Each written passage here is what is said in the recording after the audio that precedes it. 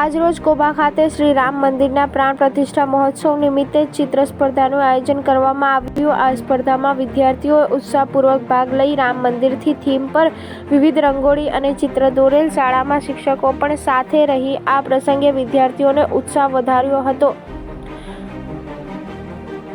શાળાના આચાર્ય શ્રી ડૉ. ધર્મેશ પટેલે સમગ્ર સ્પર્ધાનું આયોજન કર્યું અને રામાયણની સમજૂતી આપી. રામ હિન્દુ ધર્મમાં એક પ્રમુખ દેવતા છે. તે વિષ્ણુનો 7મો અને સૌથી લોકપ્રિય અવતાર છે.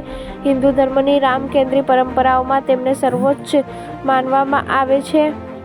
કૌશલ્ય સામ્રાજ્યની રાજધાની અયોધ્યામાં કૌશલ્યા અને દશરથને ત્યાં રામનો જન્મ થયો હતો. ચૈત્ર કૃષ્ણ પક્ષની 9મી તિથિના દિવસે સરયૂ નદીના કાંઠે વસેલી અયોધ્યાપુરીમાં રાજા દશરથના ઘરમાં ભગવાન શ્રી રામનો જન્મ થયું હતું. ભગવાન શ્રી રામ, લક્ષ્મણ, ભરત, શત્રુઘ્ન તેમના ભાઈ હતા. દરેક સાથે ચૈત્ર કૃષ્ણ પક્ષની 9મી તિથિના દિવસે રામનવમીનો ઉત્સવ ખૂબ ધામધૂમથી ઉજવાય છે.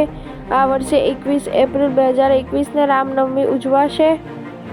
જે દિવસે અયોધ્યામાં માતા કૌશલ્ય માતાના ગર્ભથી ભગવાન રામનો જન્મ થયો હતો. તે દિવસે ચારે બાજુ હર્ષોલ્લાસ વાતાવરણ હતો. આવા જાણી રામ જન્મોત્સવની ખાસ વાર્તાઓ. ધાર્મિક પુરાણો મુજબ રાજા દશરથના પુત્રે શિષ્ટ યજ્ઞ કરાવ્યો હતો, જે પછી તેના 4 પુત્રોની પ્રાપ્તિ થઈ હતી. રામ તેમના સૌથી મોટા પુત્ર હતા. ભગવાનના જન્મ પછી બ્રહ્માજીની સાથે બધા દેવતા વિમાની સમજાવીને અયોધ્યા પહોંચ્યા હતા. આકાશ દેવતાઓના સમૂહ ભરાઈ ગયો હતો. સંપૂર્ણ નગરમાં ઉત્સવનું વાતાવરણ થઈ ગયું હતું. રાજા દશરથ આનંદિત હતા. બધી રાણીઓ આનંદમાં મગ્ન હતી. રાજાએ બ્રાહ્મણોને સૌનું ગૌ, વસ્ત્ર અને મણીઓ દાન આપ્યું. શોભાના મૂળ ભગવાનના પ્રકટ થયા પછી ઘરે ઘરે મંગળમય શુભેચ્છાઓ વાગવા લાગી.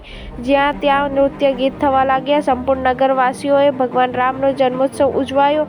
આજના દિવસે ગામના સરપંચ શ્રી દિલીપભાઈ પટેલ અને સમગ્ર ગ્રામજનોએ રેલીનું આયોજન કર્યું હતું. આજના દિવસે આ પ્રસંગે રામ ભગવાનના ચિત્ર સ્પર્ધાનું આયોજન કરવામાં આવ્યું.